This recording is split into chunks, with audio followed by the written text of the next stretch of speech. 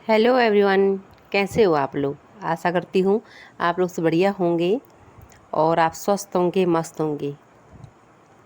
तो आप लोगों के आशा करती हूँ अच्छे नंबर बन रहे होंगे।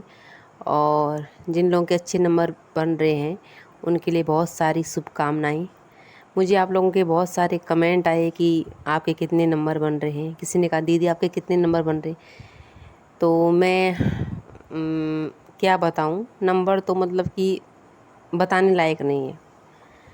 मैंने जिस दिन पेपर दे के घर आई थी तो उसी दिन मैं समझ गई थी कि मेरा जो है सिलेक्शन नहीं होने वाला है, क्योंकि पेपर बहुत ही मतलब अलग ही नेक्स्ट लेवल का था मेरे हिसाब से।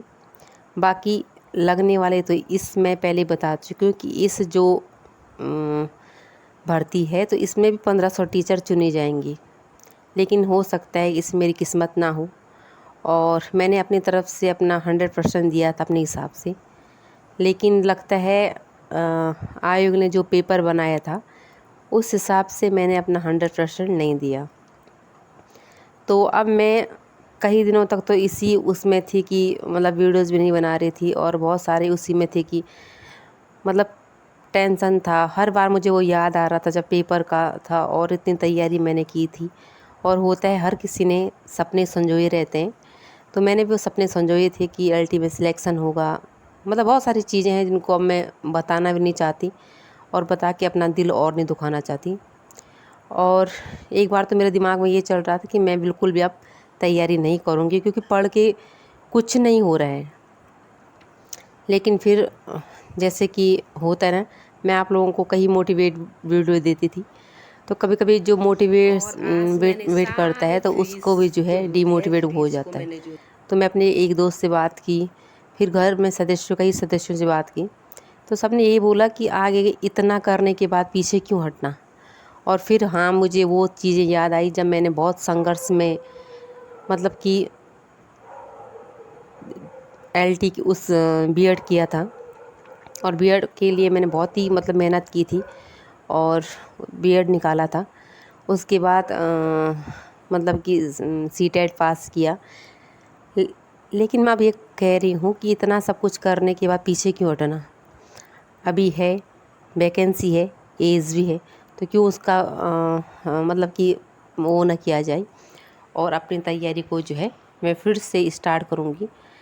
एलटी जब भी आएगा उससे पहले अभी केवीएस आएगा, एनबीएस आएगा और साथ में लेक्चरर आएंगे, लेक्चर की पोस्ट आएंगे।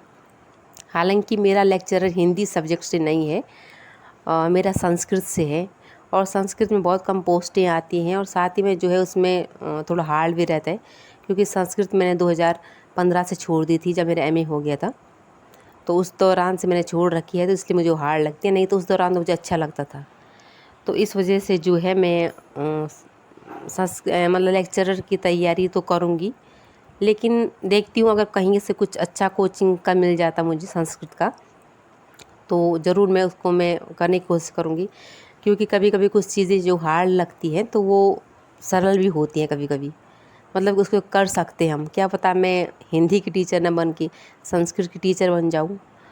और चलो देखते हैं, जो होगा देखा जाएगा। आगे मैं आपको अपनी वीडियोस दूंगी। और प्लीज़ आप लोग ज़रूर बोलेंगे कि नंबर आपने नहीं बताए, तो नंबर मैं नहीं बता पाऊँगी, क्योंकि नंबर ऐसे है कि बताने लायक नहीं, सच्ची बोलूँ तो।